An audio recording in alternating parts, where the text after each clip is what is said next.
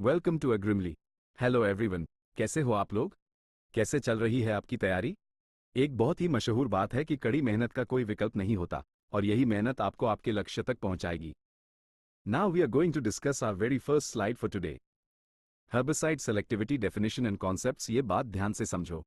Herbicide selectivity एक ऐसा phenomenon है जहां एक केमिकल हर्बिसाइड सिर्फ टारगेट वीड स्पीशीज को मारता है, बिना डिजायरेबल क्रॉप प्लांट्स को कोई सिग्निफिकेंट इंजरी पहुंचाए। इसका सीधा सा मतलब है कि जब हम खेत में कोई केमिकल डालते हैं तो वो सिर्फ खरपतवार को मारे और हमारी मुख्य फसल सुरक्षित रहे। चित्र में आप देख सकते हैं कि हर्बिसाइड एप्लीकेशन हो रहा है। जो टारगेट वीड है, जिसका नाम अकाइनोक्लोअक्रस गली है, वो डाइंग अवस्था में है यानी मर रहा है।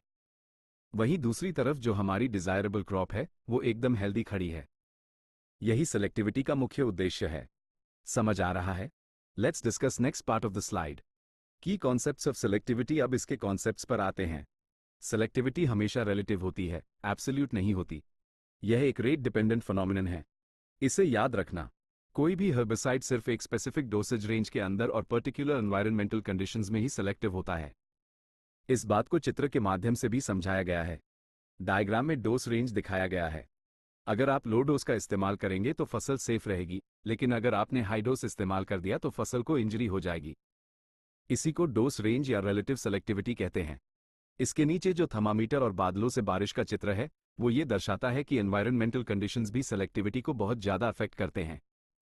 तापमान या बारिश में बदलाव होने से दवाई का असर बदल सकता है। इसे परीक्षा के हिसाब से जरूर याद रखना।